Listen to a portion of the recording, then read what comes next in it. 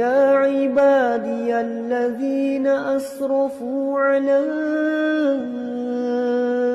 أنفسهم لا تقنطوا من رحمة الله أشهد أن لا إله إلا الله وحده لا شريك له وأشهد أن محمدا عبده ورسوله لا نبي بعد أما بعد يا أيها الذين آمنوا اتقوا الله حق تقاته ولا تموتن إلا وأنتم مسلمون يا أيها الناس اتقوا ربكم الذي خلقكم من نفس واحدة وخلق منها زوجها وبث منهما رجالا كثيرا ونساء واتقوا الله الذي تساءلون به والأرحام إن الله كان عليكم رقيبا يا أيها الذين آمنوا اتقوا الله وقولوا قولا سديدا يصلح لكم أعمالكم ويغفر لكم ذنوبكم ومن يطع الله ورسوله فقد فاز فوزا عظيما أما بعد فإن أصدق الحديث كتاب الله وخير الهدي هدي محمد صلى الله عليه وسلم وشر الأمور محدثاتها فإن كل محدثة بدعة وكل بدعة ضلالة. Ikhwatul Islam, saudara kaum muslimin, para tetamu Allah rahimani wa rahimakumullah. Alhamdulillah, Allah Subhanahu wa taala kembali memberikan kesempatan kepada kita bersama untuk bisa beribadah di dalam masjid Rasulullah sallallahu alaihi wasallam, masjid yang pondasinya adalah iman dan takwa kepada Allah Subhanahu wa taala. Masjid yang awalnya dibangun oleh baginda Nabi yang mulia Muhammad bin Abdullah sallallahu alaihi wasallam. Sebuah kenikmatan yang luar biasa Allah hadiahkan kepada kita bersama ketika Allah mudahkan kita untuk beribadah di masjid Rasulullah sallallahu alaihi wasallam, sehingga bagaimana kita senantiasa memanfaatkan waktu yang diberikan oleh Allah Subhanahu wa taala untuk beribadah kepada Rabbul Izzati wal Jalalah. Karena memang di antara hakikat syukur yang sebenarnya adalah bagaimana kita beribadah dan beribadah kepada Allah Subhanahu wa taala. Sehingga Allah Subhanahu wa taala menyebutkan wa'buduhu washkurulah, beribadahlah kalian kepada Allah dan bersyukurlah kalian kepada Allah. Artinya antara beribadah dengan bersyukur dua hal yang tidak terpisahkan. Demikian juga dengan doa-doa yang diajarkan oleh Nabi sallallahu alaihi wasallam. Di antara salah satunya adalah doa yang diajarkan oleh Nabi kepada sahabat Syaddad bin Aus radhiyallahu taala anhu. Wahai sahabatku, apabila engkau melihat manusia mereka berlomba-lomba mengumpulkan dunia, maka jangan pernah engkau tinggalkan kalimat-kalimat ini. Kemudian Nabi SAW mengajarkan, Allahumma inni as'aluka ats-tsabata fil amr wal 'azimata 'ala rushd. Allahumma inni as'aluka mujibati rahmatik wa 'azaima maghfiratik. Allahumma inni as'aluka syukra ni'matika wa husna ibadatik. Di antara doa yang diajarkan oleh Nabi kepada sahabatnya, ya Allah, aku meminta kepadamu agar aku betul-betul bisa menjadi hamba yang bersyukur dan betul-betul beribadah dengan ibadah yang terbaik. Demikian juga di dalam sebuah doa yang semua kita hafal, Allahumma a'inni ala zikrika wa syukrika wa husni ibadah. Antara syukur dengan ibadah dua hal yang tidak bisa dipisahkan. Sehingga ketika Allah berikan kesempatan kepada kita datang ke kota Madinah secara khusus, begitu juga datang ke tanah haram secara umum, maka di antara bentuk rasa syukur kita kepada Allah adalah dengan memperbanyak ibadah kepada Rabbul Izzati wal Jalalah. Kemudian salawat beriringkan salam semoga senantiasa tercurahkan buat junjungan alam Nabi kita yang mulia, uswah dan qudwah kita bersama, Muhammad bin Abdullah sallallahu alaihi wasallam. Rasulullah sallallahu alaihi wasallam adalah suri tauladan. Rasulullah sallallahu alaihi wasallam adalah Nabiur Rahmah, seorang Nabi yang betul-betul sayang kepada kita sebagai umatnya. Sehingga Nabi sallallahu alaihi wasallam berkeinginan dengan keinginan yang sangat kuat agar bisa berjumpa dengan umatnya. Nabi sallallahu alaihi wasallam menyebutkan, wadidna law anna qad ra'ayna ikhwanana. Aku berkeinginan bagaimana bisa berjumpa dengan saudara-saudaraku. Para sahabat yang mendengarkan Nabi mengucapkan kalimat ini, mereka heran sambil bertanya, ya Rasulullah, awalasna ikhwanak? Bukankah kami yang senantiasa setia bersamamu adalah saudara-saudaramu?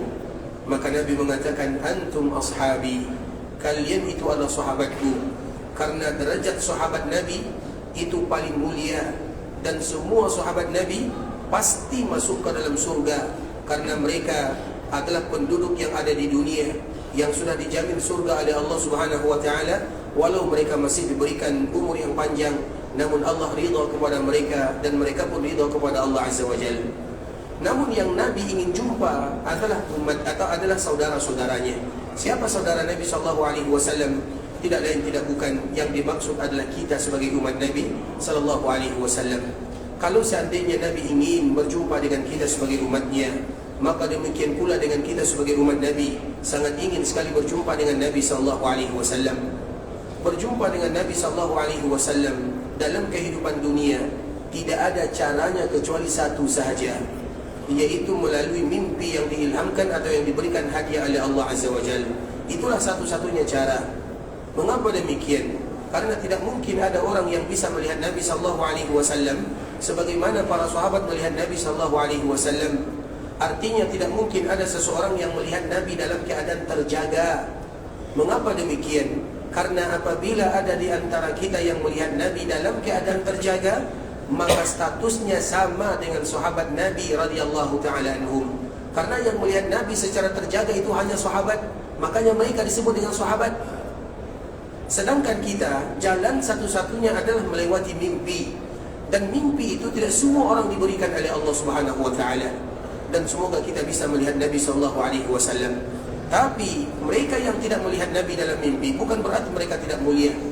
Sehingga cita-cita kita bersama, bagaimana bisa bersua dengan Nabi? Kalau seandainya kita tidak berjumpa dengan Nabi di dunia, maka kesempatan kita berjumpa dengan Nabi yang pertama kali adalah di telaganya. Sehingga Nabi menyebutkan, Ana faratukum alal haud, wahai umatku, aku tunggu kalian di telagaku. Disitulah awal perjumpaan kita secara fisik atau secara ruh dengan Nabi SAW. Dan itu adalah awal perjumpaan umat dengan manusia yang paling mereka cintai, yaitu Muhammad bin Abdullah SAW. Kemudian setelahnya kita akan dikumpulkan oleh Allah Subhanahu wa ta'ala di akhirat sana. Maka di saat itulah Nabi mengatakan, Inna awlan nasi bi yawmal qiyamah aktsaruhum alayya salata. Mereka yang paling pantas terhadap diriku di hari kiamat adalah mereka yang paling banyak mengucapkan selawat kepada Nabi sallallahu alaihi wasallam. Apa makna daripada hadis ini? Mereka yang paling pantas terhadap Nabi, apa maknanya? Maknanya banyak. Mereka yang bisa bersua dengan Nabi, mereka yang mendapatkan bisa minum dari telaga Nabi, mereka yang bisa berdekatan dengan Nabi, mereka yang bisa mendapatkan syafaat Nabi. Semuanya masuk ke dalam kalimat aulan nasi bi yaumil qiyamah. Artinya mereka yang paling pantas terhadap diri Nabi sallallahu alaihi wasallam. Dan kita ingin termasuk orang-orang yang pantas terhadap Nabi sallallahu alaihi wasallam. Kita ingin minum dari telaga Nabi sallallahu alaihi wasallam. Kita ingin dekat dengan Nabi sallallahu alaihi wasallam. Kita ingin mendapatkan syafaat dari Nabi sallallahu alaihi wasallam. Caranya banyak sekali. Namun di antara salah satu cara yang paling mudah yang biasanya dilalaikan oleh kaum muslimin adalah mengucapkan salam dan selawat kepada Rasulullah sallallahu alaihi wasallam. Sehingga Nabi menyebutkan sebuah kalimat dalam bentuk ancaman, terutama bagi mereka yang lalai, melewatkan 1 hari, 2 hari, 3 hari, 1 minggu, 1 bulan, namun mereka tidak mengucapkan salam dan selawat kepada Nabi sallallahu alaihi wasallam. Apa kata Rasulullah sallallahu alaihi wasallam? Man nasiya as-salata alayya. Kalau ada di antara umatku yang lupa mengucapkan salawat karena kelalaiannya, karena kesibukannya, karena apabila kita mencintai Nabi, tidak mungkin orang yang kita cintai kita tinggalkan dan kita lupakan. Itu konsep daripada makna cinta. Orang yang kita cintai pasti akan kita kenang selalu. Seperti misalnya ketika kita datang melaksanakan ibadah umrah, ibadah haji, datang dengan ribuan kilo datang dari daerah kita, kemudian kita tinggalkan orang-orang yang kita cintai. Walaupun kita berpisah jasadnya, tapi hati kita tetap bersama mereka. Kita tidak bersama keluarga kita, kita tidak bersama anak-anak kita, tapi anak-anak kita, keluarga kita tetap berada di dalam hati kita. Kenapa? Karena mereka orang-orang yang kita cintai. Dan manusia yang paling pantas kita cintai melebihi dari segala-galanya adalah Muhammad bin Abdullah sallallahu alaihi wasallam.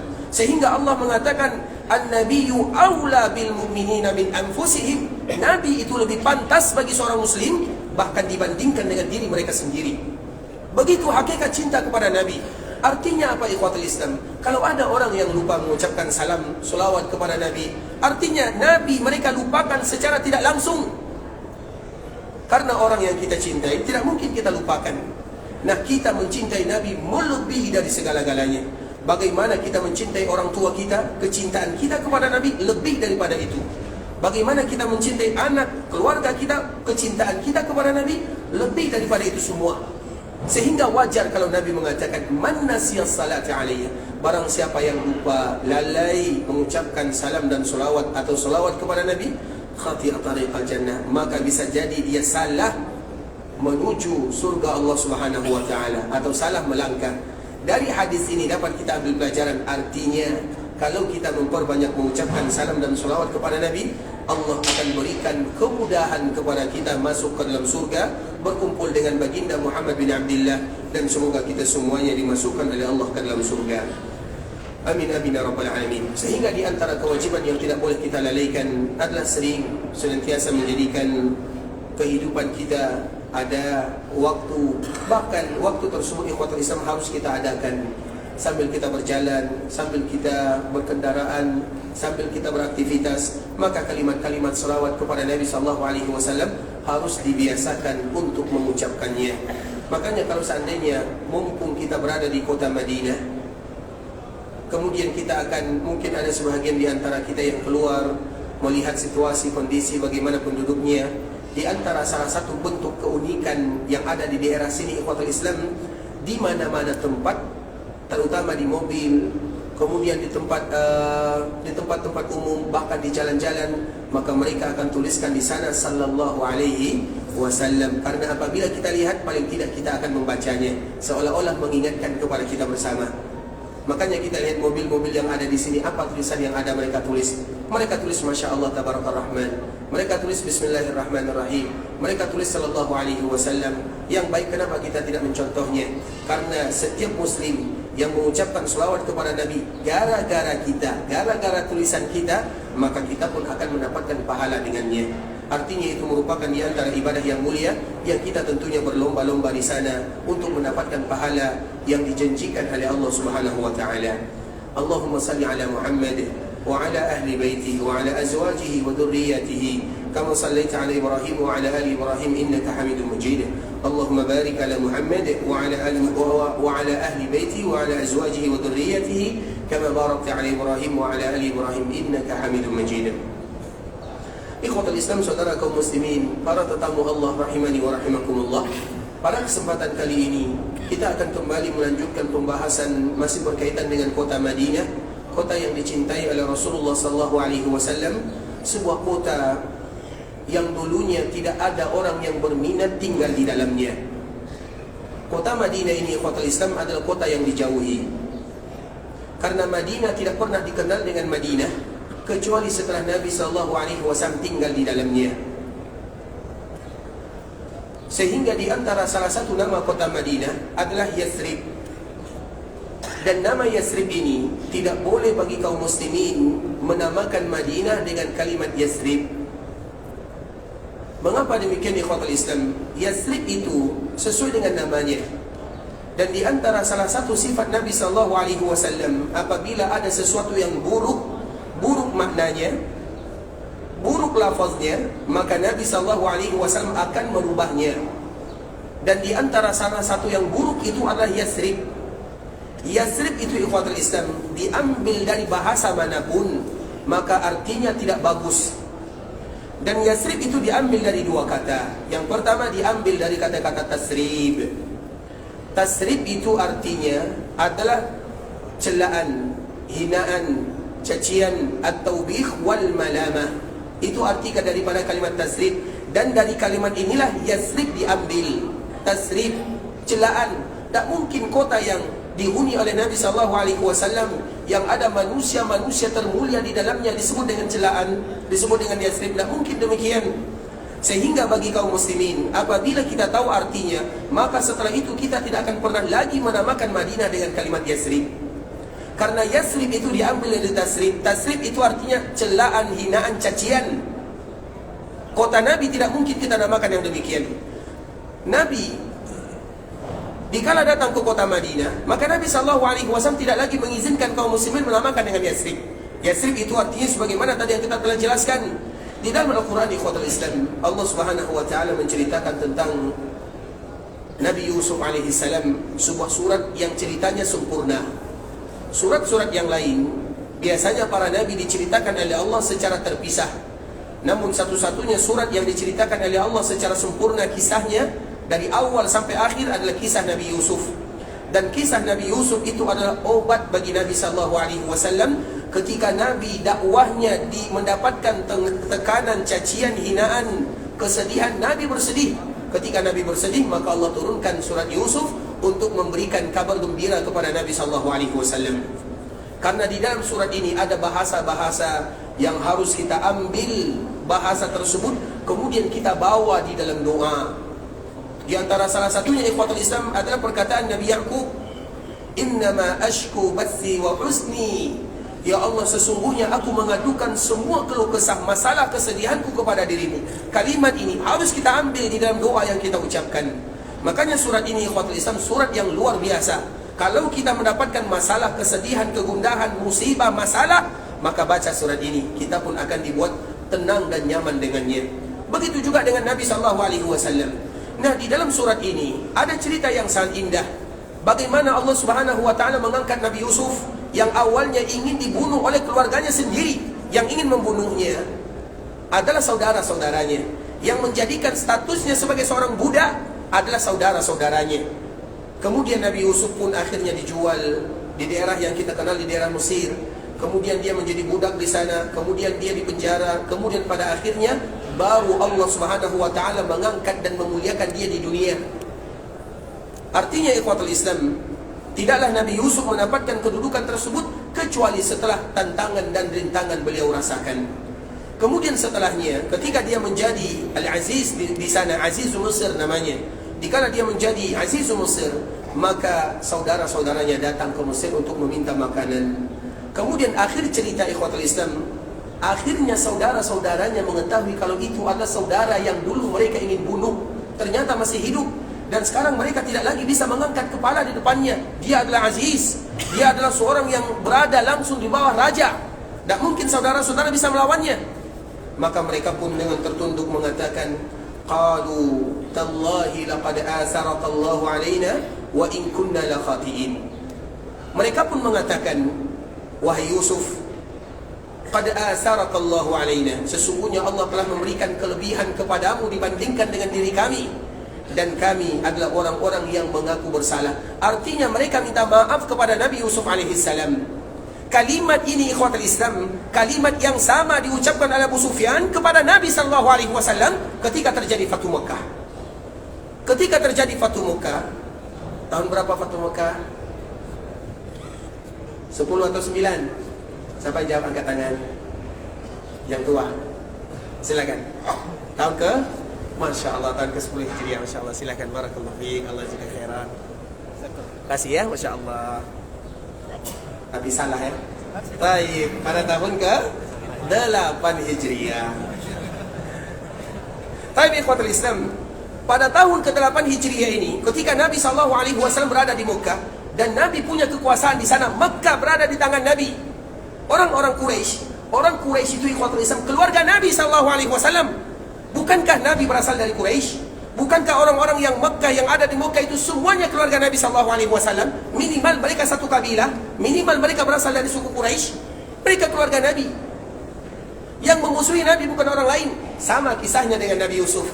Yang memusuhi dirinya bukan orang lain, tapi keluarganya sendiri. Sama dengan Nabi SAW. Bukankah ada paman Nabi yang memusuhi Nabi SAW? Bukankah ada teman bermain Nabi SAW dulu di waktu kecil memusuhi Nabi SAW? Salah satunya Abu Sufyan. Kita tahu Abu Sufyan? Abu Sufyan itu ada dua. Yang satu Abu Sufyan, mertua Nabi. Namanya Abu Sufyan bin Harb. Anaknya bernama? Siapa nama anaknya?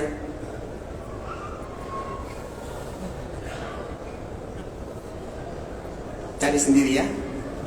Siapa nama mertua Nabi SAW? Anaknya bernama Ramlah, atau yang kita kenal dengan Ummu Habibah. Bukankah salah satu istri Nabi bernama Ummu Habibah, yang Nabi menikah dengannya secara online? Ya atau tidak? Nabi menikah dengannya, Nabi berada di Mekah atau Madinah, sedangkan Ummu Habibah berada di Habasyah.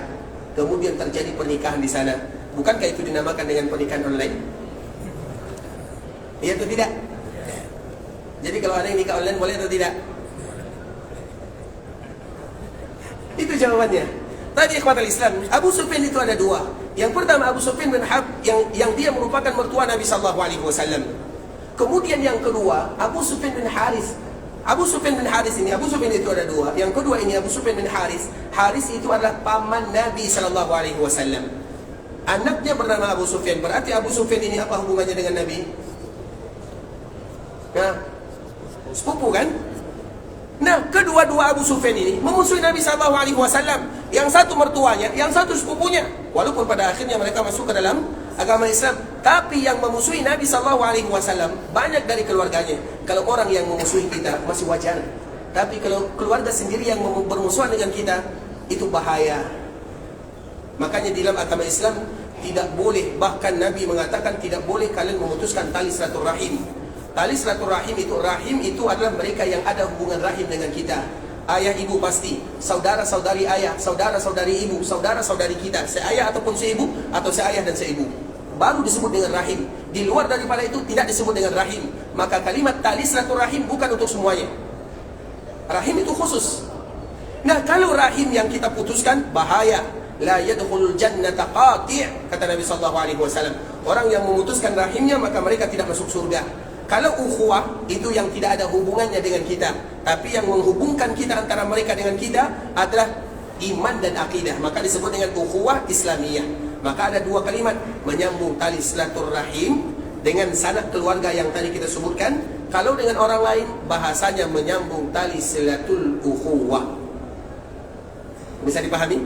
Tapi ikhwatal Islam, kemudian kalimat yang diucapkan oleh saudara Nabi Yusuf kepada Nabi Yusuf, itu juga kalimat yang diucapkan oleh keluarga Nabi Muhammad kepada Nabi SAW dikala terjadi Fathu Mekah. Qalu tallahi laqad asarakallahu alaina wa in kunna la khatiin.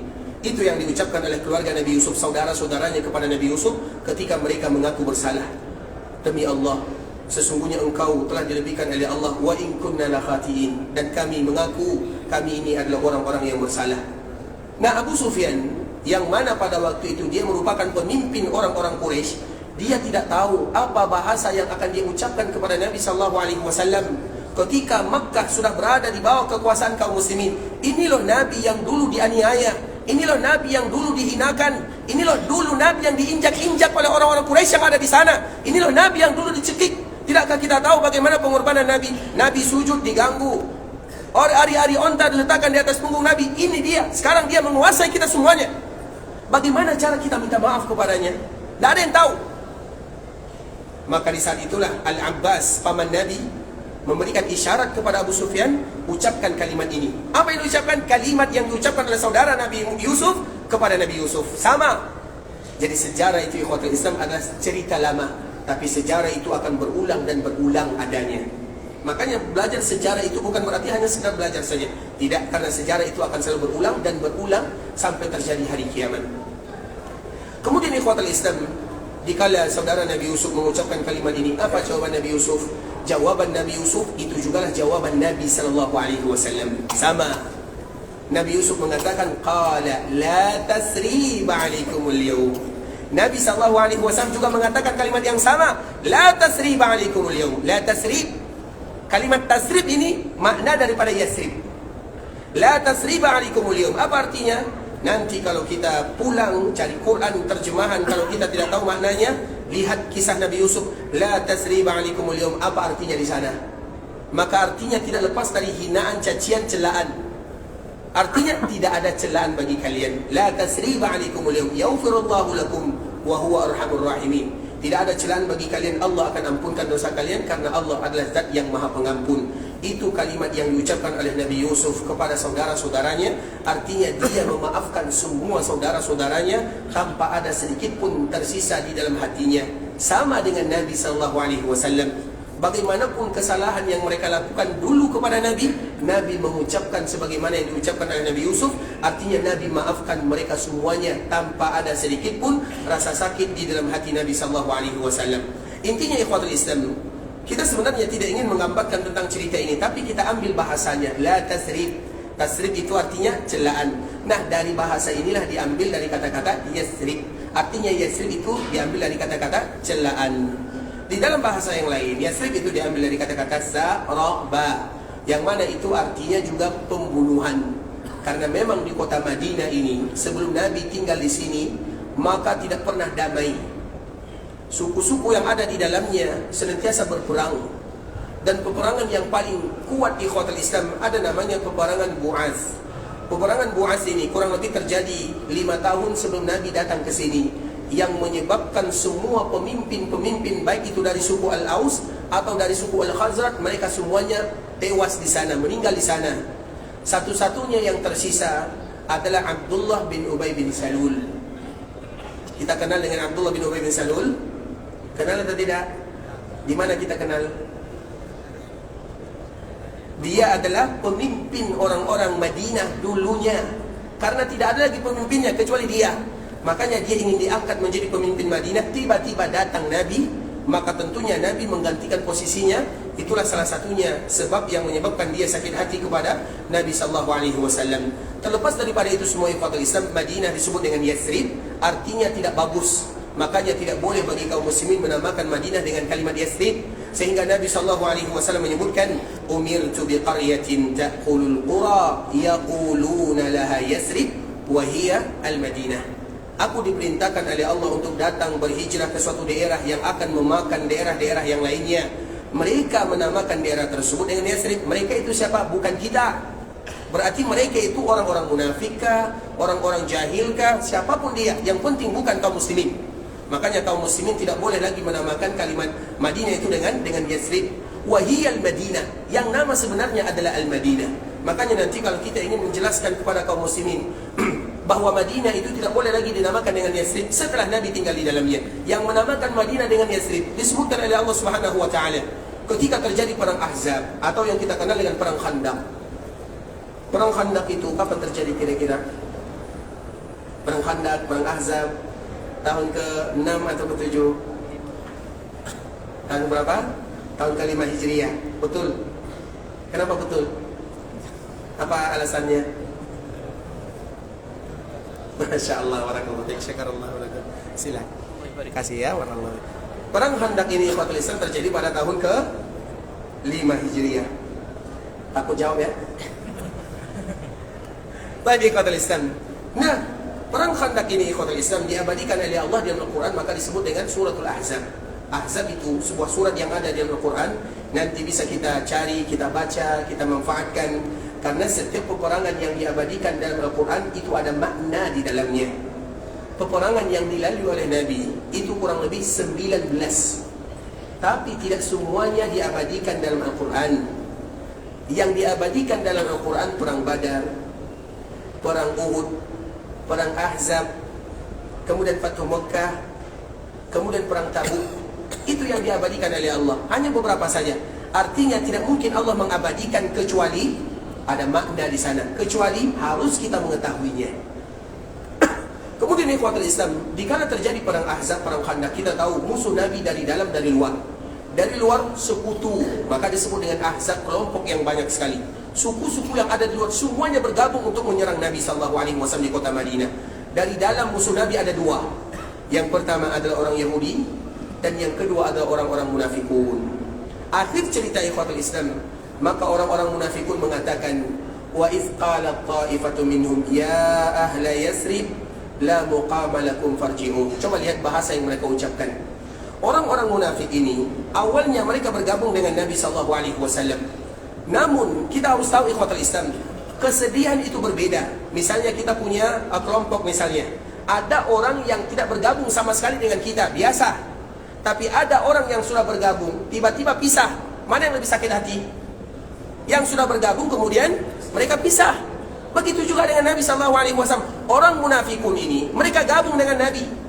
Kemudian dikala mereka melihat musuh begitu banyak dari dalam dari luar, maka mereka meninggalkan Nabi bersama para sahabatnya. Sakit hati para sahabat Nabi SAW. Dan bukan hanya sekedar meninggalkan Nabi, tapi mereka juga memberikan provokasi. Bagaimana ucapannya? Ya ahla Yathrib la muqama lakum farji'u. Wahai orang-orang Yathrib, seolah-olah orang-orang munafikun mereka kembali membuka luka lama terhadap orang-orang Yathrib atau terhadap orang-orang Madinah. Maka disebut dengan Yathrib.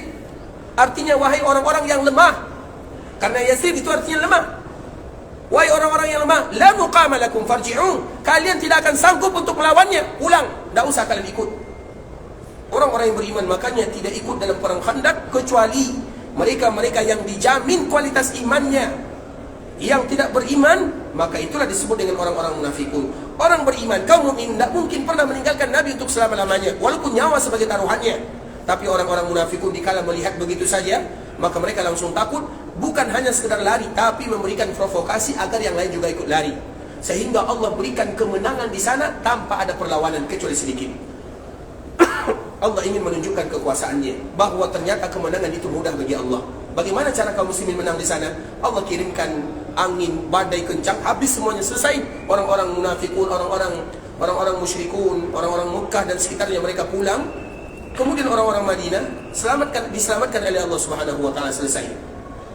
Artinya mudah bagi Allah untuk menyelamatkannya, tapi setelah perjuangan yang luar biasa. Nah, salah satunya kalimat yang keluar dari kalimat orang-orang munafikun, ya ahli Yathrib, wahai orang-orang Yathrib. Mereka tidak menyebutkan wahai ahli Madinah, karena mereka tahu kalimat Yathrib itu tidak baik. Artinya ikhwatul Islam, Yathrib itu tidak boleh lagi bagi kita menamakan Madinah dengan Yathrib. Dan jika kita berada di sini, maka Madinah disebut dengan Al-Madinah. Mengapa demikian? Yathrib itu, Madinah ini dulu kala itu ada daerah yang penuh dengan wabah. Tidak ada orang yang mau tinggal di Madinah. Sehingga pertama kali Nabi SAW hijrah ke kota Madinah, maka Nabi memperhatikan para sahabatnya, banyak yang sakit. Karena cuaca Mekah dengan Madinah berbeda. Terutama dulu Madinah itu wabah. Bahkan saking beratnya wabah yang ada di Madinah, air bersih pun tidak ada. Air itu semuanya berwarna kuning, saking beratnya wabah yang ada di dalamnya. Orang-orang Madinah yang tinggal di dalamnya, orang-orang Yathrib yang tinggal di dalamnya, mereka sudah terbiasa. Wajar kalau seandainya mereka bertahan. Tapi orang luar, sulit bagi mereka bertahan. Sehingga pertama kali Nabi hijrah, para sahabat juga ikut hijrah. Banyak di antara mereka yang tidak sanggup. Tidak sanggup artinya bukan berarti mereka meninggalkan Madinah, tidak. Artinya mereka tidak kuat menahannya. Jasad mereka tidak kuat tinggal di kota Madinah. Banyak di antara mereka yang sakit. Sakit mereka berat. Abu Bakar, Bilal, juga sahabat-sahabat yang lainnya, mereka sakit. Maka Nabi melihat keadaan seperti ini. Di saat itu pula Nabi berdoa kepada Allah, ya Allah, pindahkan wabah yang ada di Madinah ini ke sebuah daerah yang bernama Juhfah. Juhfah itu kalau tidak salah ikhwatul Islam, bagi kita yang ingin pergi ke Mekah, maka kurang lebih 100 kilo dari Mekah itu ada sebuah daerah yang namanya Juhfah. Kemudian ikhwatul Islam, setelah Nabi berdoa kepada Allah, maka sahabat semuanya sehat. Wabah di Madinah tidak ada lagi. Kemudian Nabi pun mengatakan, Allahumma habbib ilayna al-Madinah ka hubbina Makkah aw ashad wa sahiha. Ya Allah, tanamkan kecintaan kepada kami terhadap kota Madinah sebagaimana kami mencintai Makkah, atau jadikan kecintaan kami terhadap kota Madinah 2 kali lipat atau lebih banyak, lebih kuat dibandingkan dengan kecintaan kami terhadap kota Makkah al-Mukarramah. Dari hadis ini dapat kita ambil pelajaran betapa sayangnya Nabi terhadap kota Madinah, dan betapa Nabi mewajibkan semua kaum muslimin mencintai Madinah. Sebagaimana mereka cinta Mekah, mereka juga wajib cinta Madinah. Bahkan cinta mereka terhadap Madinah lebih kuat dibandingkan dengan cinta mereka terhadap Mekah al-Mukarramah. Kemudian ikhwatul Islam, sengaja kita menyebutkan tentang masalah Yathrib ini, penyakit-penyakit yang ada di dalamnya. Ini berkaitan dengan ibadah umrah yang dilakukan oleh Nabi SAW. Karena kemarin kita membahas tentang masalah ibadah umrah, dan kita mengawali dengan muqaddimah ini karena ada sambungannya atau ada kaitan dan hubungannya. Apa kaitannya? Pada tahun ke-6 Hijriah ada yang namanya perjanjian Hudaybiyah. Perjanjian Hudaybiyah ini, ketika Nabi keluar dari Madinah menuju Makkah al-Mukarramah, maka Nabi ingin melaksanakan ibadah umrah. Tadi kita menceritakan tentang perang Ahzab, perang Khandaq. Perang Khandaq setelah terjadi, orang-orang Quraisy, orang-orang musyrikun, mereka pulang ke kampung halamannya. Maka Nabi mengatakan bahwa setelah tahun ini mereka tidak akan pernah lagi kembali untuk selama-lamanya. Artinya setelah tahun ke-5 Hijriah, kaum muslimin yang ada di kota Madinah tidak lagi didatangi, tapi mereka yang akan mendatangi. Bisa dipahami? Setelah tahun ke-5 Hijriah, kaum muslimin tidak lagi didatangi oleh musuh, tapi Nabi dan para sahabat yang datang kepada mereka. Artinya kekuatan sudah diberikan oleh Allah Azza wa Jalla. Sehingga Nabi mengatakan setelah tahun ini, setelah peperangan ini, mereka tidak akan pernah kembali untuk selama-lamanya. Tahun ke-5 Hijriah. Sehingga pada tahun berikutnya Nabi dan para sahabat mereka mengikrarkan untuk melaksanakan ibadah umrah. Namun tiba-tiba sesampainya di Hudaybiyah, orang-orang musyrikun mereka menghalangi Nabi dan para sahabatnya. Kenapa mereka menghalanginya? Kenapa tidak boleh kaum muslimin masuk ke Mekah? Karena anggapan orang-orang Quraisy, kalau kaum muslimin masuk ke Mekah pada tahun itu, sama saja seolah-olah menginjak wibawa orang-orang Quraisy. Karena Madinah pada waktu itu merupakan musuh-musuh bebuyutan. Orang-orang Quraisy musuhnya adalah orang-orang Madinah. Artinya Nabi SAW, kalau mereka membiarkan kaum muslimin masuk dengan leluasa, berarti secara tidak langsung mereka sudah menyerahkan kepadanya. Mana kekuatan mereka? Kenapa kaum muslimin dibiarkan begitu saja? Maka mereka tidak mau. Sehingga terjadilah perjanjian di sana, disebutlah dengan Hudaybiyah. Dan di antara salah satu isinya, tidak boleh kalian melaksanakan ibadah umrah. Artinya tidak boleh kalian masuk Mekah, tidak boleh kalian tawaf. Cukup sampai di sini. Dan Nabi menyetujuinya. Kemudian orang-orang Quraisy pun mengatakan, tahun ini kalian tidak boleh, tahun depan baru boleh. Kemudian pada akhirnya Nabi pulang bersama para sahabatnya. Kemudian tahun berikutnya, maka Nabi kembali melaksanakan ibadah umrah. Dan umrah ini disebut dengan namanya dua. Yang pertama disebut dengan umrah qadha. Qadha itu artinya mengganti, karena mengganti tahun sebelumnya. Karena tahun sebelumnya Nabi tidak jadi umrah, artinya Nabi tidak jadi sampai ke Mekah bertawaf di sana, tapi Nabi hanya sampai di Hudaybiyah. Ketika Nabi sampai di Hudaybiyah, niat sudah terpasang. Terpaksa Nabi dan para sahabatnya mencukur rambutnya. Pada tahun berikutnya diganti, maka disebut dengan qadha. Di dalam kalimat yang lain disebut dengan qadiyah. Jadi umrah yang kedua ini disebut dengan qadha, atau juga disebut dengan qadiyah. Qadiyah itu qadhi, yang menghukum, karena ada sahabat yang di sana yang dijadikan oleh Nabi SAW sebagai qadhi, maka terkenal dengan qadiyah, umrah qadiyah atau umrah qadha, terlepas daripada nama. Tapi yang kita ingin maknakan di sana atau kita ingin sampaikan di sana, ketika Nabi berjalan dari Madinah menuju Mekah, kemudian sesampainya di Mekah pada tahun ke-7 Hijriah ini, kaum muslimin dengan orang-orang Quraisy mereka berdamai, tapi masih diikat dengan perjanjian Hudaybiyah, masih ada ikatannya, ada perjanjian di antara mereka. Namun hinaan, celaan, cacian tetap dilontarkan oleh orang-orang musyrikun terhadap Nabi dan kaum muslimin. Salah satu hinaan tersebut apa? Ketika Nabi SAW sampai di sana, sampai di Makkah Al-Mukarramah, maka apa kata orang-orang Quraisy? Orang-orang Quraisy mereka tidak lagi bisa menghalangi, karena sudah ada ikatan janji, perjanjian Hudaybiyah yang mengikat mereka, yang merasakan semua pihak harus merasa aman. Tapi mereka mengatakan, kalian kedatangan tamu, namun tamu kalian adalah tamu wahanahum huma Yasrib. Tamu yang datang itu maknanya adalah Nabi dan para sahabatnya adalah tamu yang dilemahkan oleh penyakit-penyakit yang ada di Yasrib. Artinya apa? Orang-orang Quraisy mereka belum move on, itu bahasanya. Mereka masih menamakan Madinah dengan Yasrib, dan mereka masih menganggap Madinah itu sebagai daerah yang penuh dengan wabah penyakit. Dan memang iya ikhwatul Islam, memang Madinah, iya wabahnya sudah tidak ada. Tapi sebagian orang kalau datang ke Madinah tidak cocok udaranya. Dan itu sudah disebutkan oleh Nabi SAW jauh-jauh hari. Makanya Madinah salah satu yang harus kita kedepankan selama kita tinggal di sini. Apapun yang terjadi, maka yang harus kita kedepankan adalah sifat sabar. Kenapa demikian? Karena Nabi yang menyebutkan demikian. Barang siapa man sabara ala la'waiha, barang siapa yang sabar terhadap segala sesuatu yang ada di dalamnya, udaranya, cuacanya, keadaannya, apapun yang terjadi, namun mereka mendahulukan sabar, maka dua untuknya. Diberikan pilihan oleh Nabi SAW, kuntu syafi'an au syahidan lahu yaumal qiyamah, maka aku memberikan syafaat kepadanya atau saksi kepadanya di hari kiamat. Apa makna syafaat dengan saksi? Kenapa Nabi mengatakan syafaat atau saksi? Syafaat biasanya diberikan kepada mereka yang bersalah, dan semua kita bersalah. Dikala kita merasa diri kita bersalah, tidak sempurna, maka kita butuh syafaat dari Allah, dan Allah mengizinkan Nabi memberikan syafaat. Jadi artinya Nabi memberikan syafaat kepada mereka-mereka yang bersalah di kota Madinah. Walaupun mereka bersalah, tapi kalau seandainya mereka sabar, maka Nabi yang akan memberikan syafaat kepadanya. Itu makna kalimat syafaat. Kemudian au syahidan, kalau saksi, Nabi yang menjadi saksi baginya bahwa dia bertahan dan dia bersabar walaupun dia tidak bersalah, namun dia bertahan dan bersabar dikala dia berada di kota Madinah, maka Nabi akan menjadi saksi baginya di hari akhirat kelak. Itu makna daripada hadis Nabi SAW. Terlepas daripada itu semua ikhwatul Islam, orang-orang Quraisy mereka mengatakan, kalian akan kedatangan orang yang sudah dilemahkan dengan penyakit-penyakit yang ada dari Yathrib. Jadi mereka masih menganggap Yathrib itu sama dengan dahulu kala. Karena memang pandangan orang-orang Quraisy, Yathrib itu adalah daerah yang penuh dengan wabak penyakit. Dan juga kita merasakan ikhwatul Islam, makanya tidak semua orang yang cocok tinggal di kota Madinah. Sehingga Nabi memberikan kekhususan khusus bagi mereka yang tinggal di kota Madinah, ini pahalanya, itu pahalanya. Makanya kalau ada di antara kita yang tidak cocok tinggal di kota Madinah, baik karena sakit, keadaan dan yang lainnya, ada obatnya. Dan ini adalah obat yang mujarab.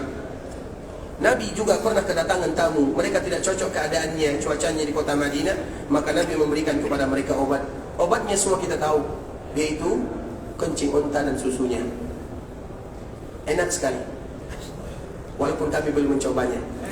Baik, ikhwatul Islam, artinya itu adalah obat dari Nabi SAW. Bagi kita yang bisa jadi tinggal lama, terutama di musim dingin, itu merupakan obat. Makanya nanti kalau ada di antara kita yang berziarah melihat onta misalnya, coba sesekali 5 rial itu dijadikan untuk membeli kencing onta, maka rasakanlah di sana. Karena itu adalah sebagai obat, sebagaimana disebutkan oleh Nabi SAW, dan betul-betul sebagai obat. Makanya onta itu adalah hewan yang kita diperintahkan oleh Allah untuk memperhatikannya. Afala yanzuruna ilal ibili kaifa khuliqat. Tidakkah kalian memperhatikan bagaimana onta diciptakan, karena penuh makna dan hikmah di dalamnya. Terlepas daripada itu semua ikhwatul Islam, kita kembalikan lagi. Ketika Nabi SAW datang, maka orang-orang Quraisy mengatakan kalimat itu. Datang kepada kalian orang-orang yang sakit, yang lemah, yang tidak kuat, yang berasal dari Yathrib.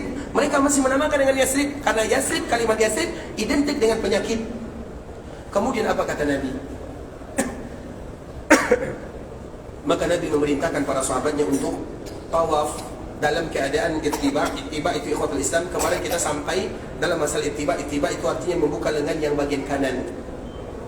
Ittiba dengan ramal, dua hal yang tidak terpisahkan. Dan kisahnya gara-gara ini. Kenapa kita dianjurkan berlari-lari kecil? Itulah riwayat dan sababul wurudnya. Kenapa Nabi perintahkan kita untuk berlari-lari kecil?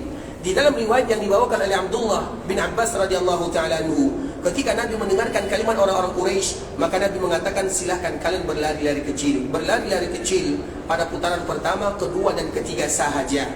Dan itu dari Hajar Aswad sampai ke Rukun Yamani. Dari Rukun Yamani sampai ke Hajar Aswad, maka kita berjalan sebagaimana biasanya, tidak lagi berlari.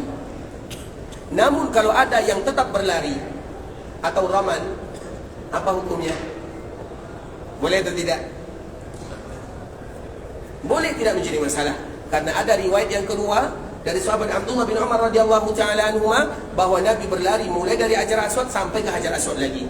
Terlepas daripada itu semua ikhwatul Islam, namun ceritanya kenapa kita diperintahkan berlari di awal syariat ini dianjurkan, gara-gara memperhatikan kepada orang-orang Quraisy yang menuduh kaum muslimin lemah.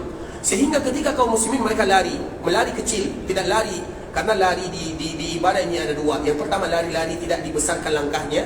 Yang kedua, berlari-lari kencang, betul-betul sekuat tenaga.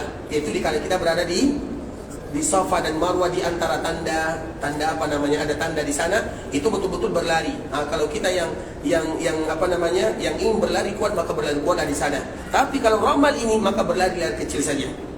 Sehingga ketika orang-orang Quraisy, ini sebabnya kenapa diperintahkan kita berlari ramal. Sebabnya adalah gara-gara orang Quraisy mengatakan kaum muslim lemah. Sehingga kenapa Nabi memerintahkan di Hajar Aswad sampai Rukun Yamani? Karena mereka berada di daerah sini. Mereka bukan berada di daerah Rukun Yamani dan Hajar Aswad. Sehingga di kaum muslimin, dikala mereka berada di antara Rukun Yamani dan Hajar Aswad, orang-orang Quraisy tidak melihatnya. Itu sebabnya. Sehingga dikala orang-orang Quraisy memperhatikan kaum muslimin mereka berlari, ternyata anggapan mereka salah semuanya. Ternyata kaum muslimin mereka tidak pernah lemah. Kaum muslimin itu kuat, walaupun mereka melakukan perjalanan yang panjang 6 hari 6 malam sampai di Makkah Al-Mukarramah, mereka berumrah, namun mereka tetap kuat untuk berlari-lari kecil pada putaran pertama, kedua dan ketiga. Itu sebabnya. Dan sebab ini apakah masih ada di zaman kita? Apakah masih ada di zaman kita? Tidak ada. Tidak ada lagi kaum muslimin di Makkah Al-Mukarramah, semuanya kaum muslimin. Tidak ada lagi sebabnya. Jangankan di zaman kita, di zaman Umar. Karena memang pesan Nabi SAW, sebelum Nabi SAW dipanggil oleh Allah, tidak ada lagi, tidak bersatu di jazirah ini, tidak bersatu dua agama, kata Nabi SAW. Dua agama tidak bersatu. Dan itu bahasa isyarat dari Nabi, terutama di Hijaz, Makkah, Madinah. Tidak ada yang tinggal di sana kecuali kaum muslimin. Kita membedakan ikhwatul Islam, tidak ada yang tinggal. Kalau berziarah boleh atau tidak? Nabi mengatakan tidak ada yang tinggal di dalamnya kecuali kaum muslimin. Tapi kalau ada kaum yang bukan muslim, mereka berziarah bukan tinggal, boleh atau tidak? Boleh. Kenapa boleh?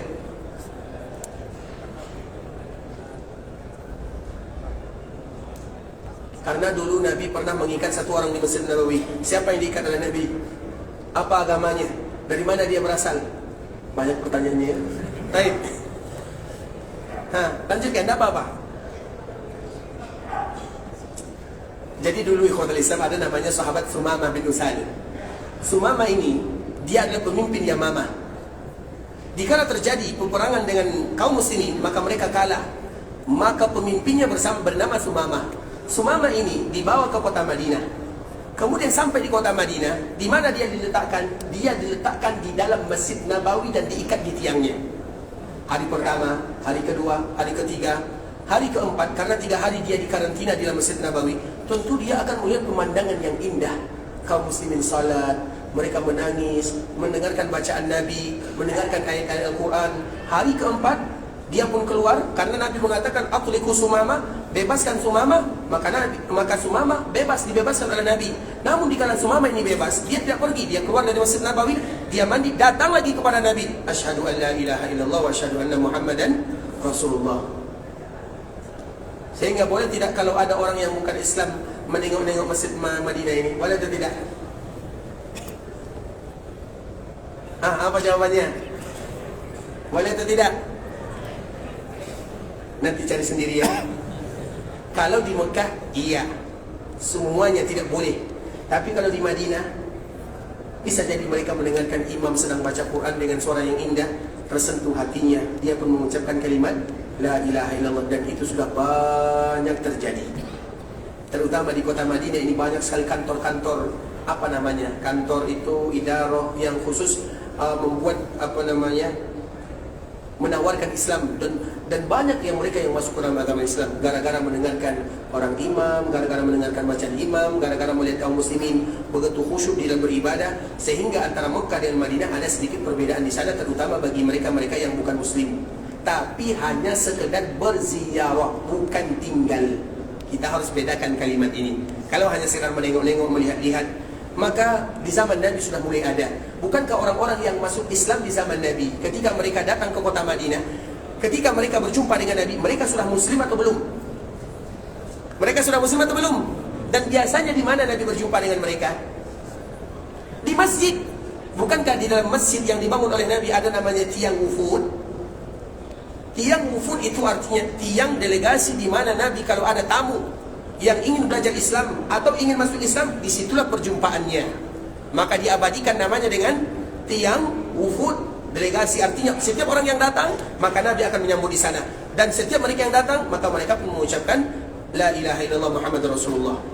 Kalau di Madinah, makanya kita berbicara di Madinah. Makanya ikhwatul Islam, kalau ada misalnya kita memperhatikan di sekitar Madinah, mungkin ada orang yang kita lihat secara penampilannya bukan Islam, bisa jadi mereka sedang mengejar hidayah. Dan kita doakan mereka, semoga mereka mendapatkan hidayah. Jangan dibuli kota Madinah. Kenapa Madinah seperti ini?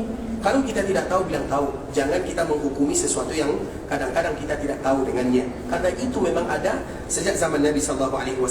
Terlepas daripada itu semua ikhwatul Islam, sababul wurud ini, sababul wurud ayat-ayat di mana Nabi SAW berlari-lari kecil karena ini. Nah, di zaman Umar, dikala Umar sedang tawaf, sama perkaranya.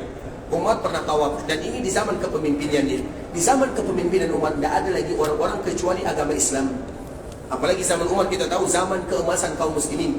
Fitnah tidak pernah melanda kaum muslimin di zaman Umar, karena Umar itu pintunya. Artinya selama ada pintunya, fitnah itu akan terhalang dengan pintunya. Dan pintunya adalah Umar bin Khattab radhiyallahu ta'ala anhu.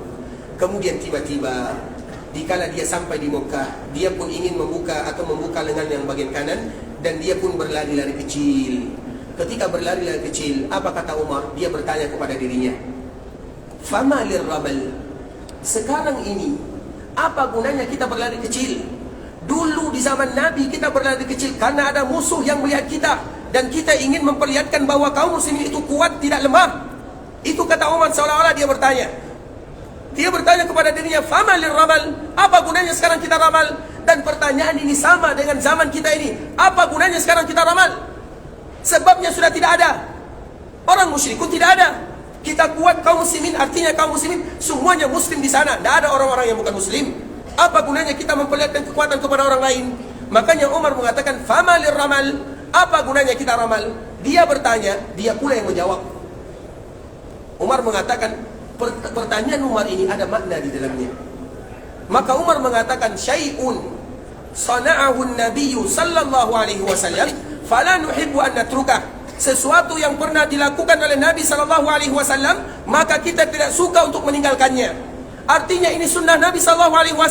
Karena sebab atau tidak ada sebab, ada sebab sekarang atau tidak, kita tetap melakukannya. Karena itu yang diinginkan oleh Nabi, dan itu adalah sunnah Nabi SAW. Artinya apa ikhwatul Islam? Apa makna yang ingin disampaikan oleh Umar bin Khattab kepada kita bersama? Karena kemarin pembahasan kita bahwa ibadah kita ini kalau ingin diterima oleh Allah Azza wa Jalla harus melalui dua hal. Yang pertama keikhlasan, dan yang kedua bagaimana kita mencontoh Nabi SAW dalam beribadah. Begitu juga dengan ramal. Sehingga sunnah atau yang kita kenal dengan sunnah Nabi. Perhatikan kalimat ini ikhwatul Islam. Kalimat sunnah itu adalah kalimat yang mencakup semuanya. Apapun yang dilakukan oleh Nabi terlepas daripada hukumnya. Mau hukumnya wajib, mau hukumnya sunnat, mau hukumnya mubah. Tapi kalau Nabi yang melakukannya, kita ingin melakukannya. Itu yang disebut dengan sunnah Nabi SAW. Sama dengan ramal. Ramal ini apa hukumnya di dalam ibadah umrah? Ittiba. Ramal apa hukumnya? Sunat. Kalau ada orang yang tidak berlari kecil, atau ada orang yang berihram ditutup semuanya, kayak selimut misalnya, boleh atau tidak? Sah atau tidak umrahnya? Sah. Tapi apakah sempurna? Apakah itu yang kita inginkan? Tidak. Karena kita ingin melakukan apa yang dilakukan oleh Nabi, walaupun hukumnya sunnat secara hukum fikih, tapi itu sunnah Nabi. Maka adalah dua kalimat yang kita bezakan. Yang pertama sunnat secara hukum fikih, dan yang kedua sunnah secara umum. Dan sunnah secara umum itulah yang kita bahas. Artinya ikhwatul Islam, setiap ibadah yang kita lakukan walaupun hukumnya sunnat saja secara hukum fikih, maka kita tidak ingin menyelisihi Nabi sallallahu alaihi wasallam. Begitu juga dikala kita melaksanakan ibadah yang mulia ini, terutama ibadah umrah. Kemudian ikhwatul Islam, di antara sifat yang dilakukan oleh Nabi sallallahu alaihi wasallam ketika Nabi sallallahu alaihi wasallam melaksanakan ibadah umrah, pertama kali kebiasaan Nabi itu pertama kali yang Nabi lakukan adalah mencium Hajar Aswad. Dan kemarin telah kita sebutkan di ikhwatul Islam, untuk Hajar Aswad itu ada 3 kemungkinan. Kemungkinan yang pertama adalah menciumnya. Kemungkinan yang kedua adalah mencium sesuatu yang bersentuhan dengannya. Dan kemungkinan yang ketiga, memberikan isyarat kepadanya. Itulah kemungkinan untuk Hajar Aswad. Karena ada sebuah hadis Nabi yang sangat indah. Hajar Aswad itu namanya adalah Hajar Abyad. Nama sebenarnya adalah Hajar Abyad. Turun dari surga. Kita tahu turun dari surga, berarti surga itu di bawah atau di atas? Namanya turun. Turun dari surga, kemudian dia lebih putih daripada salju. Turun dari surga dalam keadaan bentuk yang besar. Jadi Hajar Aswad itu besar, bukan kecil seperti yang kita saksikan sekarang ini. Kemudian turun dari surga dengan warna yang putih, kemudian berubah menjadi hitam karena dosa anak Adam. Kemudian dikala dia berubah menjadi warna hitam, maka disebut dengan Hajar Aswad. Aswad itu artinya hitam. Pada asalnya dia berwarna putih. Kemudian pada tahun 317 Hijriah, maka ada orang-orang namanya Batiniyah. Batiniyah ini dari Ahsa. Ahsa itu sekarang di daerah-daerah negara Bahrain. Mereka datang ke kota Madinah, mereka datang ke kota Mekah. Tujuannya bukan untuk beribadah, tapi membunuh semua orang yang beribadah. Maka orang-orang yang ada di sana semuanya dibunuh. Batu Hajar Aswad pun diambil. Hajar Aswad itu pernah tidak ada di Mekah selama 20 tahun lamanya. Kemudian Hajar Aswad dengan Ka'bah itu dua hal yang tidak bisa dipisahkan. Siapa yang memisahkannya, maka akan mudarat kepada dirinya. Orang-orang yang tadi mencuri Hajar Aswad, semua mereka rata-rata sakit. Dan mereka tidak tahu kenapa mereka sakit. 20 tahun baru mereka sadar, ternyata gara-gara Hajar Aswad mereka pisahkan dari Ka'bah. kemudian kembali mereka antarkan ke Ka'bah, maka tinggallah sedikit Hajar Aswad tersebut yang kita rebutkan sekarang. Dan Hajar Aswad ini nanti akan dikembalikan oleh Allah ke tempat asalnya. Ke mana? Ke dalam surga. Namun dikala dikembalikan ke dalam surga, maka berubah bentuknya. Allah berikan kepadanya mata, Allah jadikan untuknya telinga. Supaya apa? Mata memberikan saksi di hadapan Allah, dan juga telinga memberikan saksi di hadapan Allah. Setiap mereka yang mencium, yang memegang, yang memberikan isyarat dan beribadah di sekelilingnya, maka Hajar Aswad itulah yang akan memberikan saksi di hadapan Allah Subhanahu wa ta'ala. Makanya ibadah kita ini, ikhwatul Islam, bukan ibadah main-main. Banyak yang akan menjadi saksi di hadapan Allah Subhanahu wa ta'ala. Dengan itu pula kita harus menjaga niat, menjaga keikhlasan, menjaga semuanya, agar benda-benda yang disebutkan oleh Nabi itu betul-betul menjadi saksi bagi kita di akhirat. Kalau mereka menjadi saksi, maka kemungkinan Allah mudahkan kita masuk ke dalam surga Allah Subhanahu wa ta'ala. Kemudian ikhwatul Islam, Hajar Aswad ini, yang pertama adalah dipegang, dicium, pertama kali dicium. Kalau kita tidak bisa menciumnya, maka kita pegang, kita mencium sesuatu yang menyentuhnya. Misalnya dikala kita berebutan bersama kaum muslimin ingin mencium Hajar Aswad, tidak bisa. Karena keadaan kita, karena fisik kita, karena postur tubuh kita misalnya, atau kekuatan kita tidak kuat dibandingkan dengan saudara-saudara kita yang ada di sana.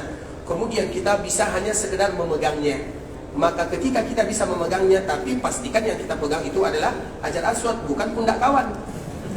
Artinya pastikan, karena sama-sama mengkilat. Artinya ikhwatul Islam, pastikan kalau yang kita pegang itu adalah Hajar Aswad. Kemudian kalau kita memegangnya, maka cium tadi yang kita pegang. Kenapa demikian? Karena Nabi dulu, Nabi itu umrahnya 4 kali. Pernah Nabi umrah dengan menggunakan onta. Artinya Nabi tawaf dengan menggunakan onta. Dari ini dapat kita ambil pelajaran, kalau ada orang yang tawaf menggunakan kendaraan, boleh atau tidak? Padahal dia sehat, boleh atau tidak? Silakan, karena juga Nabi pernah tawaf dengan menggunakan ontanya, dan Nabi adalah orang yang sehat, yang kuat. Kemudian tongkat Nabi menyentuh Hajar Aswad, kemudian Nabi mencium tongkatnya. Artinya pilihan kedua, kita mencium sesuatu yang bersentuhan dengan Hajar Aswad. Nah, kalau juga tidak bisa alternatif yang kedua, maka kita pindah kepada alternatif yang ketiga, yaitu hanya sekedar memberikan isyarat sahaja. Sehingga kita di awal tawaf mengucapkan Bismillahi Allahu Akbar, itu di awal. Tapi kalau sudah mulai putaran kedua, cukup menggunakan Allahu Akbar, karena Bismillah itu hanya diawali atau di awal tawaf saja. Sedangkan setelahnya maka cukup dengan kalimat Allahu Akbar. Kemudian ketika kita mengucapkan Allahu Akbar, apakah kita mencium tangan kita? Kita cium atau tidak? Kita cium. Kalau tangan kita menyentuh Hajar Aswad, iya kan? Tapi kalau tidak menyentuh Hajar Aswad, maka berikan isyarat. Karena itu kesanggupan kita. Karena memang Nabi pernah berpesan kepada Umar bin Khattab radhiyallahu ta'ala anhu, wahai Umar, engkau adalah laki-laki yang kuat, fala tuzahimin nas. Jangan engkau berebutan dengan manusia dikala mencium Hajar Aswad. Mencium Hajar Aswad itu mulia, ibadah yang luar biasa. Kita ingin melakukannya, tapi kalau karena ketidaksanggupan kita, karena faktor, karena fisik, karena yang lainnya, maka tentunya kita akan mendapatkan pahala orang yang menciumnya walaupun kita tidak menciumnya. Makanya semua alternatif ini indah ikhwatul Islam. Baik menciumnya, atau mencium yang menyentuhnya, atau memberikan isyarat, semuanya indah. Kemudian setelah kita melakukan yang demikian, baru kita tawaf. Nah, di dalam tawaf ini ikhwatul Islam banyak sekali keutamaan yang disebutkan oleh Allah. Salah satunya, atau disebutkan oleh Nabi, salah satunya, barang siapa yang tawaf, dan tawaf itu hanya boleh dilakukan di Ka'bah Al-Musyarrafah.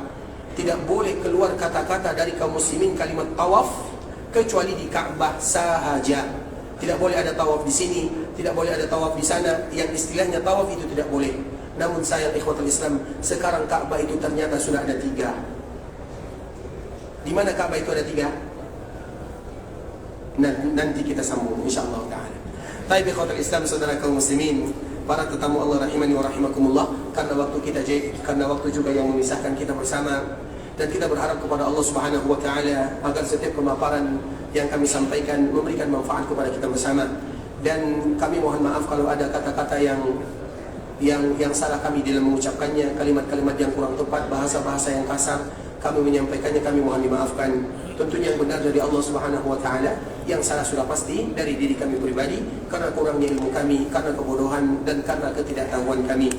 Dan kita selalu memberikan motivasi kepada kita yang berada di kota Madinah ikhwatul Islam. Ada sebuah hadis dari Nabi sallallahu alaihi wasallam yang dengannya Imam Malik berani mengatakan kalau Madinah lebih mulia daripada Mekah. Mekah itu tetap daerah yang paling mulia.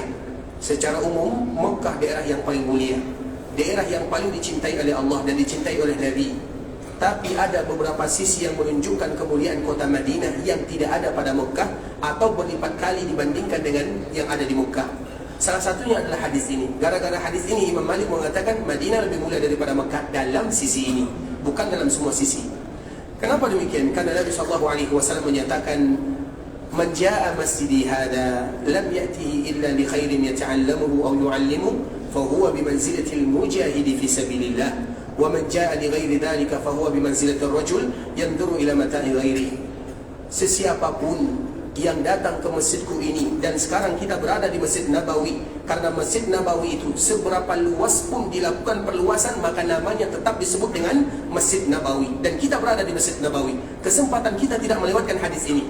Apa kesempatannya? Barang siapa yang datang dan kedatangan mereka di samping beribadah, di samping salat, di samping zikir, namun mereka juga ingin belajar agama, mereka ingin kenal, lebih dikenal dengan Allah, mereka ingin kenal dengan Nabi, mereka ingin tahu tentang agama, mereka ingin mengangkat kejahilan dari dirinya. Itulah yang namanya belajar agama. Au yata'allamu au yu'allimu, dia yang belajar atau dia yang mengajar, sama saja. Maka apabila mereka melakukan yang demikian, fa huwa bimanzilatil mujahidi fi sabilillah, maka dikala dia melakukan yang demikian selama mereka berada di Masjid Nabawi, ibarat orang yang berjihad di jalan Allah Subhanahu wa taala. Semoga kita termasuk orang yang sedang berjihad di jalan Allah Azza wa Jalla. Yang kita sampaikan kita semuanya sudah tahu sejarah Nabi, ayat-ayat Al-Quran dan juga hadis-hadis Nabi. Tapi ada keutamaan yang luar biasa. Belajar agama di Masjid Nabawi itu sama dengan orang yang berjihad. Sehingga walaupun kita hanya tinggal di sini beberapa hari saja, 4 hari, 5 hari, 3 hari, tapi kita ingin dihitung sebagai orang yang selalu berjihad di jalan Allah Azza wa Jalla. Sehingga masuk di Masjid Nabawi, ikhwatul Islam, baca Quran, baca maknanya, belajar jihad namanya. Ambil handphone, baca hadis Nabi, kita tahu sejarah Nabi, jihad namanya. Lakukan semuanya untuk mendapatkan keutamaan ini. Dan semoga Allah Subhanahu wa taala menjadikan atau menerima semua amal ibadah yang kita lakukan, mengabulkan doa dan permintaan kita. Bagi kita yang ingin pergi ke Mekah, semoga Allah jadikan umrahnya adalah umrah yang mabrurah, wa sa'yan mashkura, wa dhanban maghfura. Kalau ada di antara kita yang ingin pulang ke kampung halaman, semoga Allah berikan kemudahan dalam perjalanannya, lancarkan urusannya, kembali dikumpulkan bersama keluarga dalam keadaan sehat wal afiat. Dan sebagaimana Allah kumpulkan kita di kota Madinah, semoga Allah pun kumpulkan kita di dalam surga untuk selama-lamanya. Kita tutup dengan doa kafaratul majlis. Subhanakallahumma wa bihamdika asyhadu an la ilaha illa anta astaghfiruka wa atubu ilaik. Wa sallallahu wa sallim ala nabiyyina wa habibina wa khalilina wa sayyidina Muhammadin wa ala alihi wa sahbihi wa sallam tasliman katsira. Assalamualaikum warahmatullahi wabarakatuh.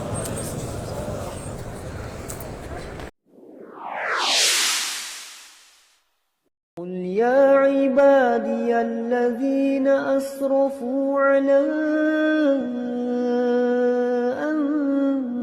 أنفسهم لا تقنطوا من رحمة الله